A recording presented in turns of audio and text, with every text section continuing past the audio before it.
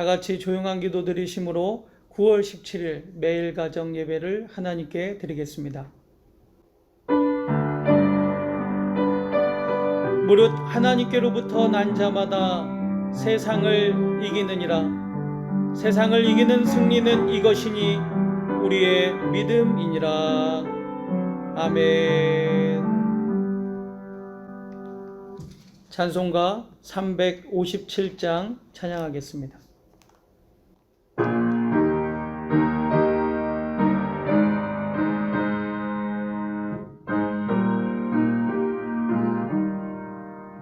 주 믿는 사람 일어나 다 힘을 합하여 이 세상 모든 마귀를 다쳐서 멸하세.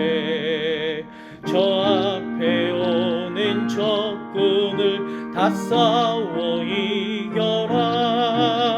주 예수 믿는 힘으로 온 세상 이기네. 믿음이 이기네. 믿음이 이기네. 주 예수를 믿음이 온 세상 이기네. 온 인류 마귀 계율로 큰 죄에 빠지니 진리로 띠를 띠고서 늘 기도 드리세. 참 믿고 의지하면서 겁없이 나갈 때 주 예수 믿는 힘으로 온 세상 이기네. 믿음이 이기네. 믿음이 이기네. 주 예수를 믿음이 온 세상 이기네. 끝까지 이긴 자에게 흰 옷을 입히고 또 영생 복을 주시니 참 기쁜 일일세. 이 어두운 세상 지나서 저 천성 가도록 주 예수 믿는 힘으로 온 세상 이기네. 믿음이 이기네. 믿음이 이기네. 주 예수를 믿음이 온 세상 이기네.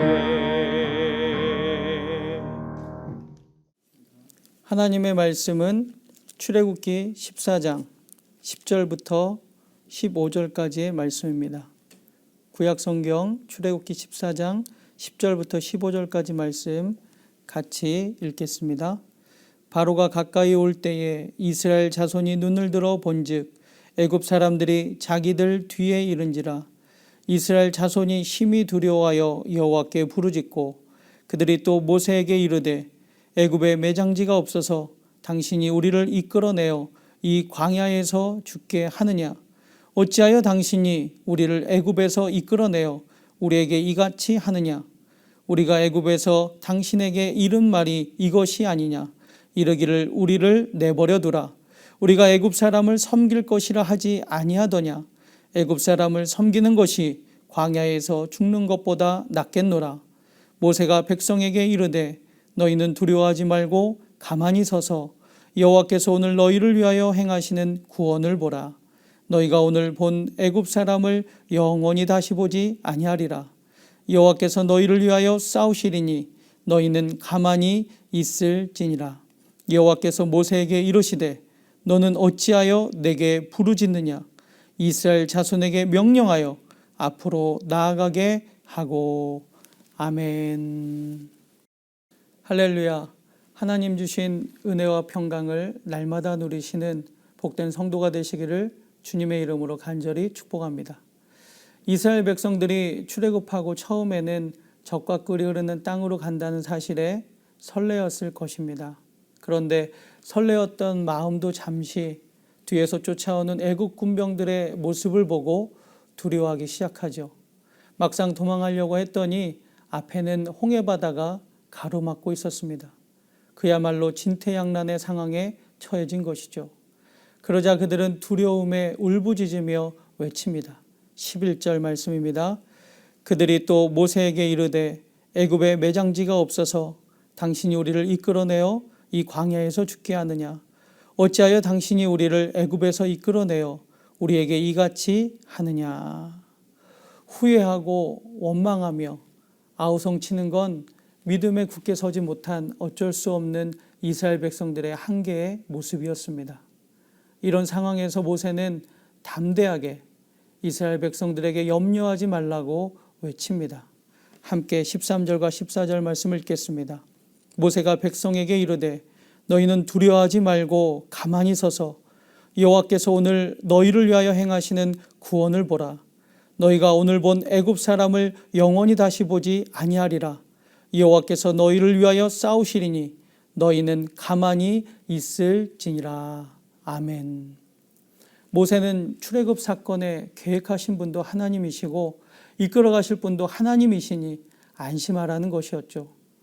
너희는 두려워하지 말고 가만히 서서 여호와께서 행하시는 구원을 바라봐라. 백성들 앞에서는 담대하게 이렇게 외쳤던 모세였지만 모세에게도 두려움이 있었습니다.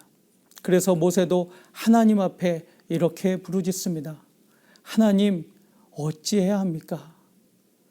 아무도 그를 대신해서 선택할 수 없는 절대절명의 자리에서 모세는 처절한 고독을 경험하고 있습니다. 그가 할 수 있는 일이라고는 그저 하나님 앞에 엎드리는 것뿐이죠. 마침내 하나님의 음성이 들려옵니다. 여호와께서 모세에게 이르시되 너는 어찌하여 내게 부르짖느냐. 15절 말씀이죠. 이 음성은 하나님이 모세의 기도를 들으셨다는 약속입니다.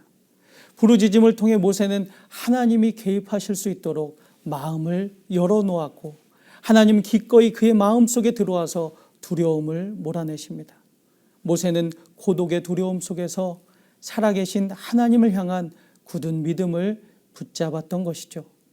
사랑하는 여러분, 살다 보면 어려운 일도 겪을 때가 있습니다. 아무도 도와줄 일이 없는 절대절명의 순간 오직 하나님을 향할 수밖에 없을 때가 있다는 것이죠. 바로 그때 하나님은 우리의 삶에 개입해 주십니다.